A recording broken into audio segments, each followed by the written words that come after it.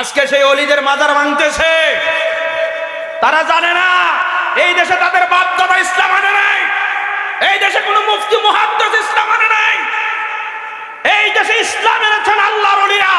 তাহলে আমরা যত জীবন বাঁচবো তত জীবন ওলিদের গোলামি করে যাব, কথা কোন ঠিক কিনা? আর ওলি আল্লাহ যদি আপনি না মানেন, আপনার নামাজ রোজা হজ যাকাত কিছুই কবুল হবে না। অনেকেই মাজারে গিয়া গাঞ্জা খায়, গাঞ্জা করে ফিটেন, ঠিক কিনা? মাথার মাঝে উকুন হয়েছে, আপনি মাথা কাটিয়ে ফেলাই দিবেন না, আপনি উকুন মারতেই, উকুন মারার বিষ আছে, না হইলে মাথা কামাইলেন, কথা কোন ঠিক কিনা?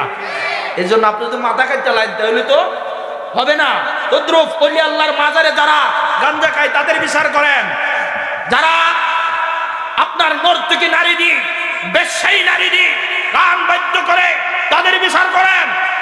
তাদের বিচার করলে প্রয়োজনে আমাদেরকে নেন, আমরাও প্রয়োজনে যাব, কথা কোন ঠিক কিনা?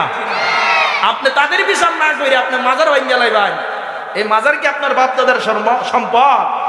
মাজার থেকে গুরু আপনার খাসি চুরি করে লিয়ে করে কন্যা নাউজুবিল্লাহ। আবার তারা আবার মসজিদের ভিতরে বাসরও করে, নাউজুবিল্লাহ কোন কই বাসর করে? মসজিদের ভিতরে।